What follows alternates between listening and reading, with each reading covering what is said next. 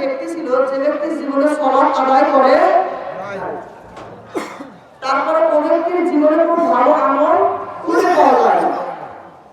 ওই ব্যক্তির জীবন ভর শুধু পাপ আর পাপ, পাপ আর পাপ।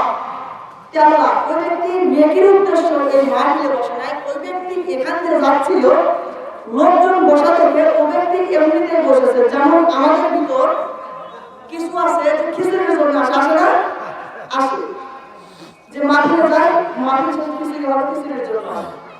আবার কিছু লোক রয়েছে দেখবেন বক্তাকে দেখতে আসে যে বক্তা কিরকম আসলো, কয় ফুট বক্তা, এরকম লোক আসে না, আসে। তারপর অনেকে আসে যে এমনিতে যাবো, বাড়িতে বসে কি করবো, গ্রামের মাহফিল না গেলে কেমন হয়, এরকম লোক এখানে আসবে। আল্লাহ নবী সাল্লাল্লাহু আলাইহি ওয়াসাল্লাম বলছে এরকম একজন ব্যক্তি এখানে হুট করে বসেছে কোনো নেকির আশায়। কিছু লোক এখানে নেকির জন্য আসার, অধিকাংশ লোক দেখবেন এমনিতে এসেছে বক্তার জন্য, খিচুড়ির জন্য, নয়তো বক্তার মুখ দেখতে, নয়তো দেখতে বক্তা আশায় কিরকম, এইরকম দেখবে। তো ওই ব্যক্তির কি হবে? ফেরেশতারা আল্লাহকে বলছে, আল্লাহ ওই ব্যক্তির কি হবে? আল্লাহ সুবহানাহু ওয়া তাআলা বলেছে ওর জীবন ভর পাপ আর পাপ, পাপ আর পাপ, তারপরে আমি আল্লাহ ওর বসার কারণে ওকে আমি মাফ করে দিয়েছি।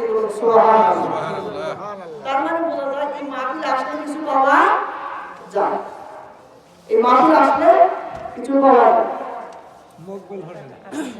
লেখা রাখা কাগজগুলো লেখা লেখা জড়ো করে স্যার কষ্ট এক ভাই, স্যার কষ্ট এক ভাই জড়ো করে আমি বলে দিই শেষে স্যার কথা বলে না, এটা বলা হয় বলে দাও, আমি বলে দাও আমি হাতাতে বলি আপনি মকবুল করে রাখা বললে আর 1000 কলস দেখতে এখানে আসলে কিছু পাওয়া যায়।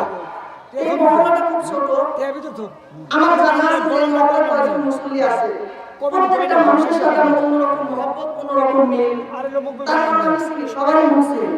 তার জন্য আমি দয়া করে বলছি যে যারা এই